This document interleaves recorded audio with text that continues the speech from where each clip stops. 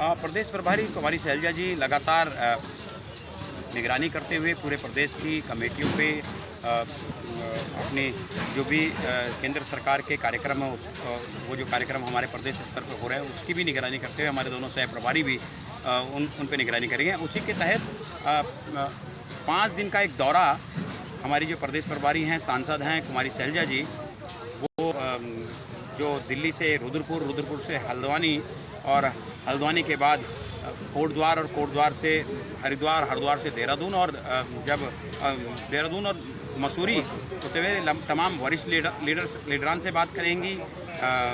जिला कांग्रेस कमेटियों के पदाधिकारियों से बात करेंगी और साथ साथ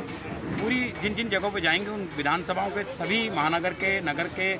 पदाधिकारी और कार्यकर्तागण हैं उनके साथ में बैठक कर एक फीडबैक भी लेने का काम करेंगी।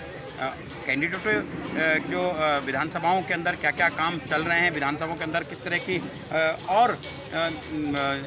कार्यक्रम हमको करने चाहिए, क्योंकि अलग अलग विधानसभाओं की अलग अलग परिस्थितियां हैं। तो इसीलिए आदरणीय प्रभारी जी इन जगहों पर जाते हुए पूरे 5 दिन का एक दौरा रहेगा। 4 दिन कार्यकर्ताओं से मुलाकात होगी, सीनियर लीडरशिप से मुलाकात होगी, आम कार्यकर्ता से मुलाकात होगी और उसके बाद 12 तारीख को NSY का जय भीम जय हिंद कार्यक्रम है, NSY का कार्यक्रम, उसमें वो प्रतिभाग करेंगी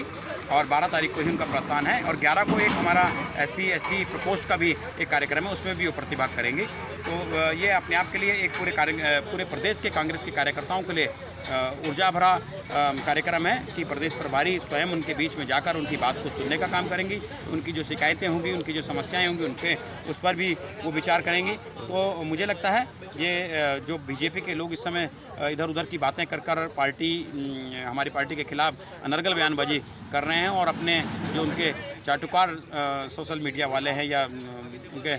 जो उनकी बातों पर चलने वाले लोग हैं उनके थ्रू करवा रहे हैं, तो कहीं ना कहीं उन सब चीज़ों को पे विराम भी लगेगा और साथ साथ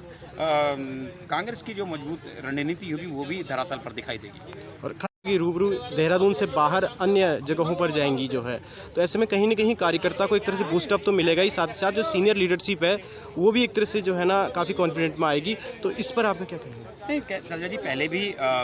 लोकसभा चुनाव में देहरादून भी और कुमाऊं मंडल भी, गढ़वाल और कुमाऊं मंडल में दोनों जगह उन्होंने बैठकें की और कार्यकर्ताओं से मिली, लेकिन उस समय क्या था कि एक हेडक्वार्टर में हुआ। अब वो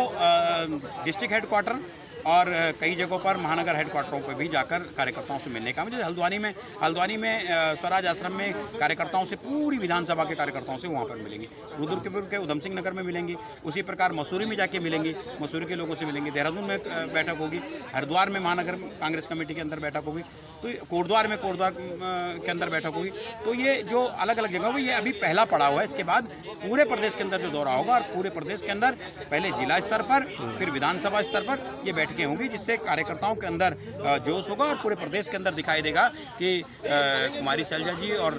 राष्ट्रीय नेतृत्व कितना गंभीर है आने वाले चुनाव को लेते हुए और प्रदेश का जो भ्रष्टाचार पनप रहा है उसको समाप्त करने के लिए जो पार्टी का उस पर कार्य प्रणाली बनाई जाएगी, ताकि आने वाले चुनाव पे भ्रष्टाचार का जो बड़ा मुद्दा है, बेरोजगारी का जो बड़ा मुद्दा है और आज महंगाई अपने आप में जो बहुत बड़ा मुद्दा है, उस मुद्दे को लेकर जनता के बीच जाने का काम करेंगे। धन्यवाद।